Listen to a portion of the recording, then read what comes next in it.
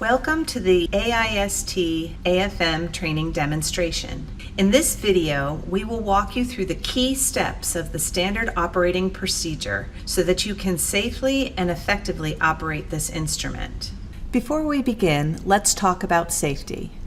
This instrument uses very sharp and very tiny silicon probes, a laser, and a combination of motors and piezo translators. Please be mindful of these hazards to keep you and others in this lab space safe. Before we start, let's make sure that the controller box is off and the floating table has compressed dry air by pressing on the table downwards. We have a probe holder, a measuring head, and a controller. Based on the experiment you wish to run, you choose a probe with a known resonance frequency, spring constant, and cantilever length. This information can be found from the probe manufacturer's website or the product box. In the control software overview, you will see 6 different window types where you input your measurement parameters and control the experiment. To start up the equipment, first turn on the control box. Launch the control software and initialize it. This takes a minute or two. Choose Operation Mode AC from the Tools menu. In this video, we will only be demonstrating the AC mode. If you wish to use other modes, please contact SRO staff. Click on the Z motor in Mode Control panel. Press the POS or Position Indicator. Press New Tip. In the auxiliary window, click on Macro Executor. Choose the headlight.lua and click green Run button on the top. Next, turn on the headlight and turn on cameras. Open video capture windows by capturing on the video icon and adjust light intensities. You'll next drag the video images to the screens above. You will need to wear gloves during the following steps.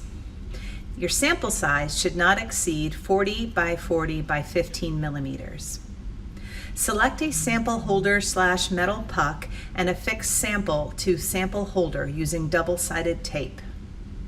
Verify that the combined height of your sample plus the holder is less than 15 millimeters. Place the sample holder onto the magnetic chuck. Now this is an important note. The sample should be separated from the side objective by at least 2 millimeters. Disconnect the probe holder electric connector. Pull the silver latch knob and then, putting your elbows on the table, slowly remove the probe holder and walk the assembly over to the prep area. Place the probe holder face down on the prep table and open the probe holder spring clip by pressing the holder onto the table surface. Use tweezers to install the probe into the holder clip.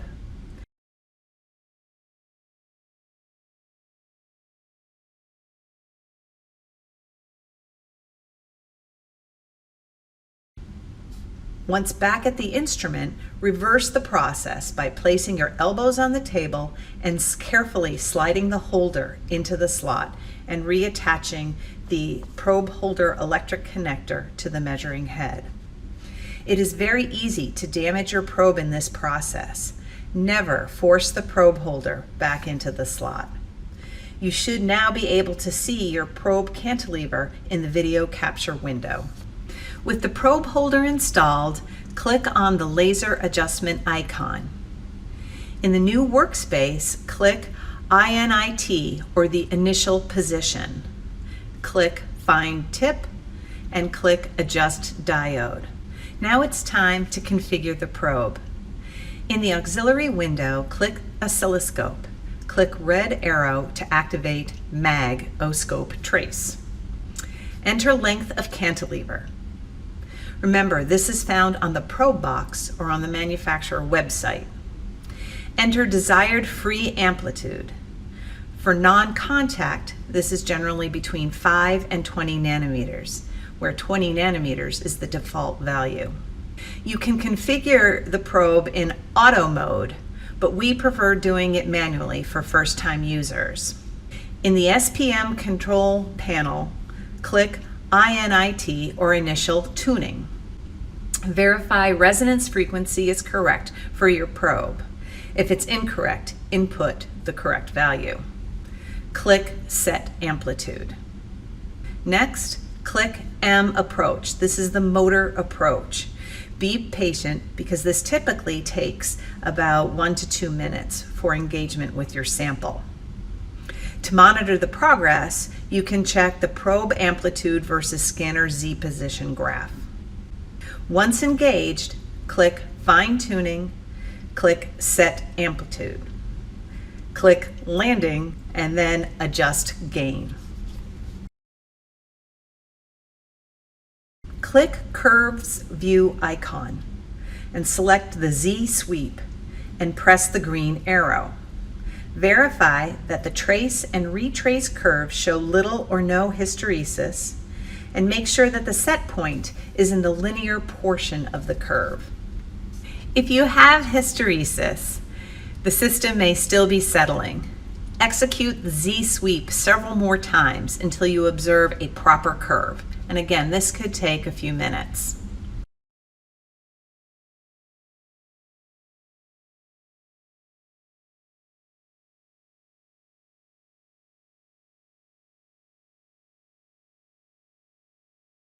You may adjust surface interaction force by reducing SP% in the AC mode toolbar.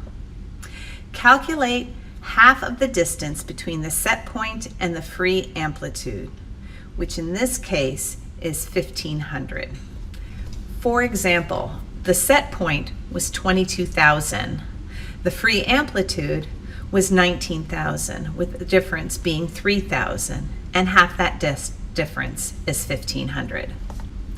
Open Scan window, select Q-Scan, and click on the gear icon. Enable adaptive scanning. Next, set the Z error equal to 50% of the free amplitude minus the set point amplitude as calculated before. Then close the Q-Scan settings. Next, you'll need to define the scan parameters. The default for the scan area X and Y is 5 by 5 microns. The default scan rate is 2 Hertz, and the number of pixel points is 256 by 256. Next, you'll want to select the signals to measure, and the defaults are the height, or DAC, the height, SEN, and the phase. Press the green arrow on top to start and stop the scanning process. And finally, adjust parameters as needed depending on the image quality.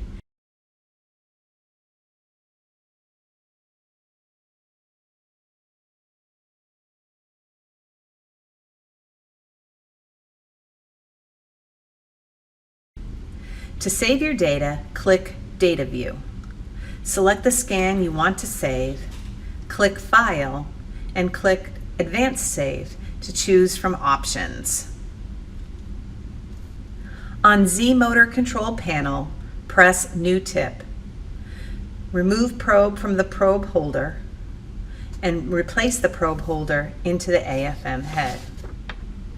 Remove your sample, turn off camera lights, close the AIST software, turn off the AFM controller, log off the PC, and log off FOM and write your end time and comments into the log notebook. Please leave the workplace as clean or cleaner than you found it. In terms of data analysis, if you wish to work outside the instrument PC, we recommend using the free app called Gwydion for data analysis.